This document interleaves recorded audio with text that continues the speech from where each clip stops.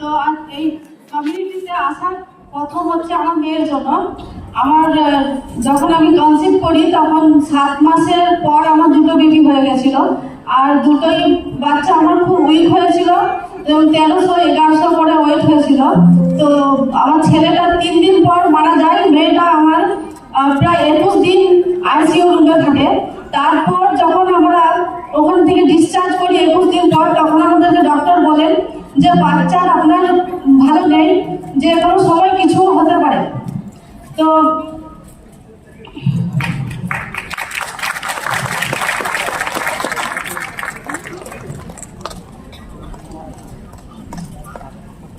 Continue করবেন। তারপর আমরা মেয়েটাকে বারবার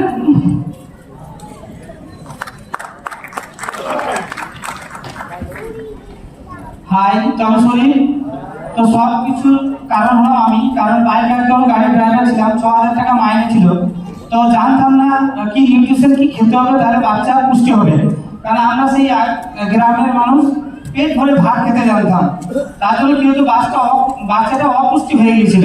যখন আমি দেখলাম একটা ট্রেনিংয়ে ডিআরডিসি হলে যে এখানে এক্সট্রা দুজনকে হেল্প করলে ইনকাম করা যায় এবং কম পয়সায় এই নিউট্রিশনটা খাওয়া যায়, তখন আমি ট্রেনিংয়ে যাই। ট্রেনিং থেকে শিখি কি করে নিউট্রিশনটা খাওয়া যাবে। তো কিছু মানুষকে হেল্প করি,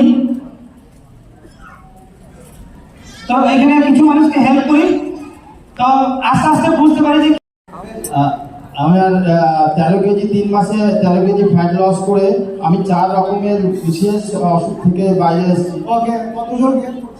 আমি এই মুহূর্তে প্রায় 22 জনকে হেল্প করছি।